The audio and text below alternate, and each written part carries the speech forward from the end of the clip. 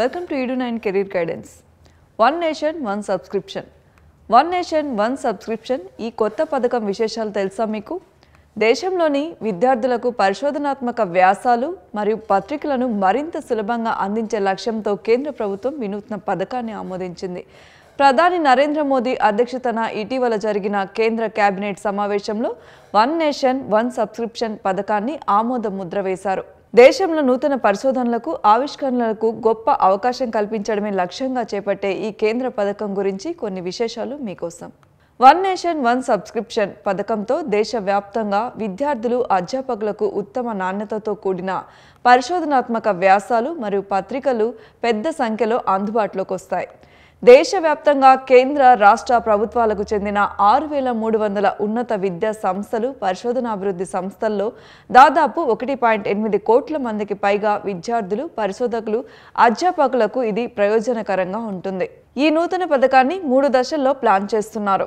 తొలి దశలో కేంద్ర ప్రభుత్వ లేదా రాష్ట్ర ప్రభుత్వ ఉన్నత విద్యా సంస్థలు కేంద్ర ప్రభుత్వం ఆధ్వర్యంలోని పరిశోధనాభివృద్ధి సంస్థలకు, రెండో దశలో మిగతా ఉన్నత విద్యా సంస్థలకు, మూడో దశలో దేశవ్యాప్తంగా ఈ జర్నల్స్ అందుబాటులోకి తీసుకొచ్చేలా ప్రణాళిక రచిస్తున్నారు. ఉన్నత విద్యాశాఖ ఆధ్వర్యంలోని ఏకీకృత portal one nation one subscription ద్వారా ఆయా ప్రతిష్టాత్మక సంస్థల పత్రికలను యాక్సెస్ చేసుకోవచ్చు.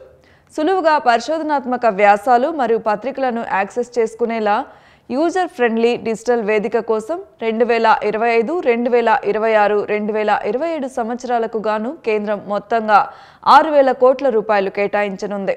వచ్చే ఏడాది జనవరి 1 నుంచి అమల్లోకి రానున్న ఈ కొత్త పథకం దేశ విద్యారంగంలో విప్లవాత్మక మార్పులు తీసుకువచ్చే విధంగా అవకాశం ఉందని విద్యావేత్తలు ఆశాభావం వ్యక్తం చేస్తున్నారు. దీనివల్ల పరిశోధనాత్మక వ్యాసాలు, జర్నల్స్ కోసం వివిధ వేదికల్లో చందాలు తీసుకోవాల్సిన అవసరం ఉండదు. ఒకే సభ్యత్వంతో 30 అంతర్జాతీయ పబ్లిషర్లు ప్రచురించిన వేలాది జర్నల్స్ యాక్సెస్ చేసుకోవచ్చు.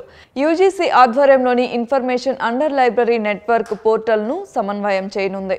మరిన్ని అప్డేట్స్ కోసం సబ్స్క్రైబ్ చేసుకోండి Edu9 కెరీర్ గైడెన్స్.